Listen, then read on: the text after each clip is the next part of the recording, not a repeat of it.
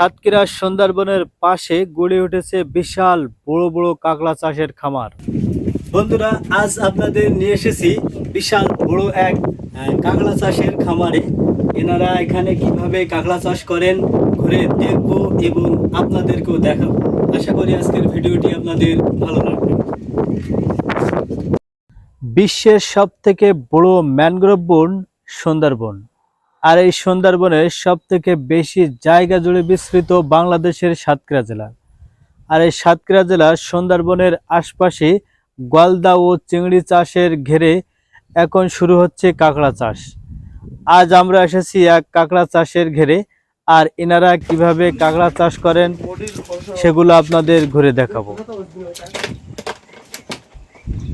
বালতিত করে কি অন্য এতে নিয়ে যাচ্ছেন না বিক্রি করার মতন হয়ে গেল?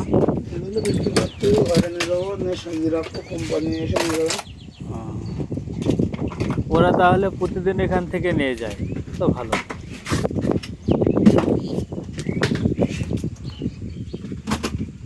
কতদিন দেখতে কাঁকড়া এই বাক্সের মধ্যে?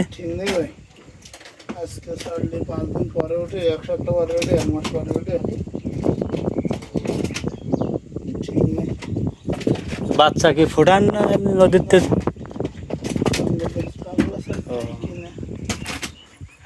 তাহলে এক ধরনের লোক আছে, তারা জঙ্গলেতে ধরে আনে। পাটি আছে অনেক, কেউ ধরা বাটি আছে, কেউ বিক্রি করা বাটি আছে।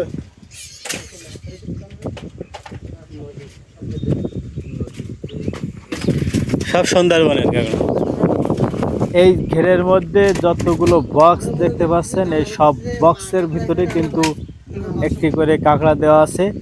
আর 3 দিন পর পর এই বক্সগুলোতে খাদ্য দেওয়া হয় এবং প্রতিদিন 3 ঘন্টা পর পর সব বক্সগুলো ওনারা চেক করেন। এদের খাদ্য দেন কি? তেলাপিয়া। ও তেলাপিয়া ছাড়া অন্য কিছু খায় না, যেমন শামুক টামুক?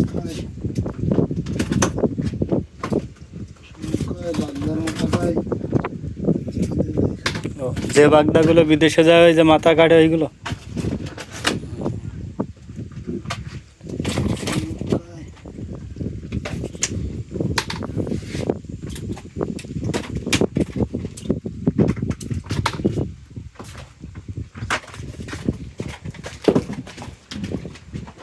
ভিতরে কি খাওয়া দেওয়া লাগে? 2-3 দিন পর দিবি তো।